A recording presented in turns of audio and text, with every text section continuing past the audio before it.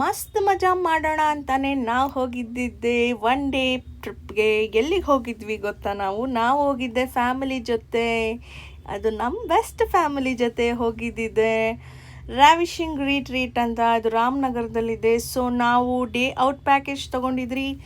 Lunch ಮತ್ತು high tea ತೊಗೊಂಡಿದ್ರಿ. 1500 rupees ಒಂದು ಒಬ್ರೊಬ್ರಿಗೆ 1500 rupees ಇತ್ತು. ಸೊ ಪ್ಯಾಕೇಜ್ ಎಲ್ಲ ತೊಗೊಂಡು ಫುಲ್ ಮಸ್ತ್ ಮಜಾ ಮಾಡೋಣ ಒನ್ ಡೇ ಅಂತ ನಾವೆಲ್ಲ ಆಚೆ ಹೋಗಿದ್ವಿ. ಸೂಪರಾಗಿತ್ತು.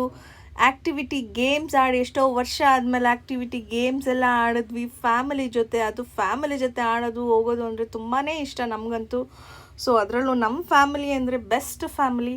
ಯಾವಾಗಲೂ ಲವ್ ತುಂಬಿರುತ್ತೆ ಮತ್ತು ಯಾವುದೇ ಮನಸ್ತಾಪ ಇರಲ್ಲ. ನೋಡಿ, ಈ ಗೇಮ್ ಆಡಿಕೊಂಡು ಜೈ ಹನುಮಾನ್ ಅಂತ ನಾನು ಹೋದೆ, ಫುಲ್ ಸ್ಪೀಡಾಗಿ ಕಿರ್ಚ್ಕೊಂಡು.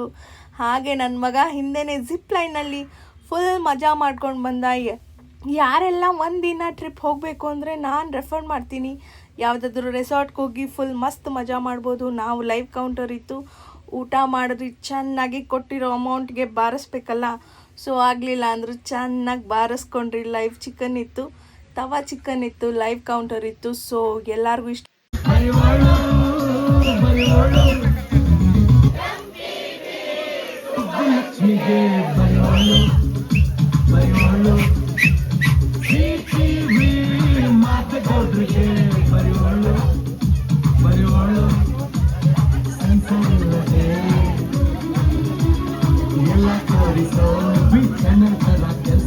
ರೇಗಿಸ್ಕೊಂಡು ನೆಕ್ಸ್ಟ್ ಹೋಗಿದ್ದೆ ಸ್ವಿಮ್ಮಿಂಗ್ ಫೂಲ್ಗೆ.